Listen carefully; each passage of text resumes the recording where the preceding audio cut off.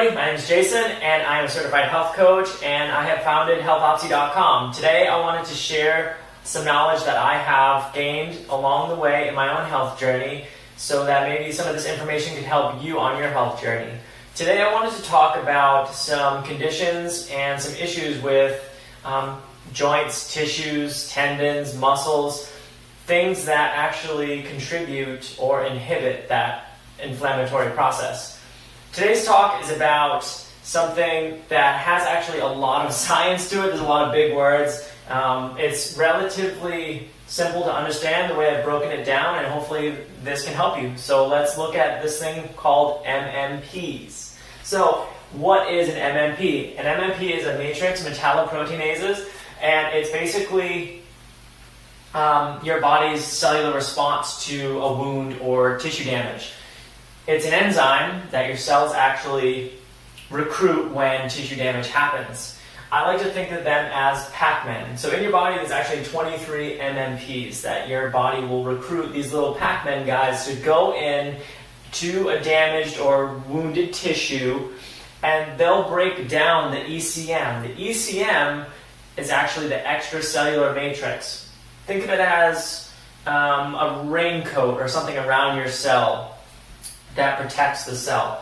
But when the cell is broken down or damaged, like a tendon cell, muscle cell, these guys will go in and they'll just start eating and breaking down that damaged tissue to start the inflammation and the proliferation and that wound healing response to get new tissue back in there. So MMPs actually regulate tissue turnover, the regulation of that turnover.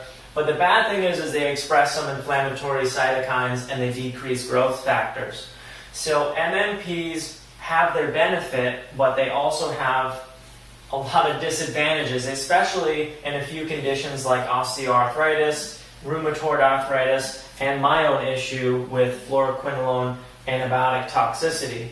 The antibiotic I had taken actually increases MMP3, which is one of the 23 MMPs, and MMP13. Both of these little Pac-Man guys get upregulated anywhere from 7 to 30 times more than they should. So there's more of these guys eating the tissue. And in my personal journey, I've had issues with tendon muscles being really tired and fatigued and tearing just under normal workloads like walking or going upstairs, very simple tasks. It's because of the upregulation of these two MMPs, the body thinks that there's actually damage when there's not. So what does your body do to police these guys from getting out of control and attacking tissues that shouldn't be attacked? Or in the process of repairing and remodeling, what does the body do to stop these guys from damaging the tissue further before the body has the remodeling phase? And these are called TIMPs. So what a TIMP is 4 of them in the body, and they police the MMPs. So a TIMP goes in there and it actually inhibits the MMP. So a TIMP is tissue inhibitors of matrix metalloproteinases. So if you could think of the TIMP as something that will regulate how much the MMPs will do in the actual wounded tissue, so that they don't they don't break down the tissue more than they should. So I like to think of the TIMPs as the police of the MMPs.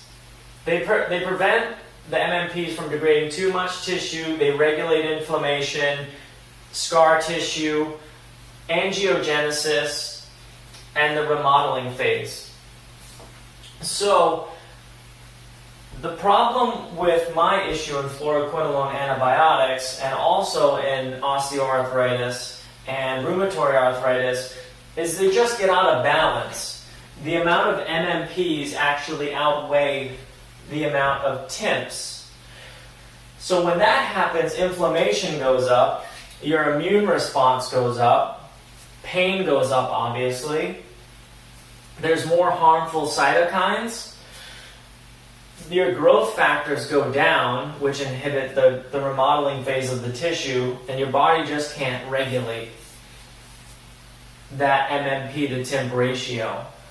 A lot of studies show this in the fluoroquinolone toxicity, osteoarthritis, and rheumatoid arthritis. For myself, MMP3, what that is it's the MMP that degrades collagen types 2, 3, 4, 9, and 10.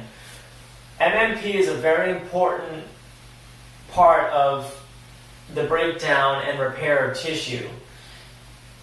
More importantly, collagen, because it's actually breaking down damaged collagen fibers. But when it gets out of control, it will damage the collagen fibers more than it should have. So if you have a torn tendon, and in my personal experience, a micro tear will turn into something much larger. And then MMP13 is another important MMP because it actually signals the ECM breakdown catalyst to get things moving, and the cartilage degradation is actually controlled by MMP13 and also tissue remodeling. So once both of these get out of balance, there's too much degradation of collagen, there's not enough signaling to remodel the tissue, and there's too much ECM breakdown. So what can we do to fix this issue? There's a lot of supplements you can actually take that will downregulate certain MMPs, and certain supplements downgrade certain MMPs. One that works really well for me that I've just recently found out about not too long ago actually will bring these two MMPs down substantially and actually upregulate the TIMP. So it'll give you more police to police the MMPs that are upregulated in the body.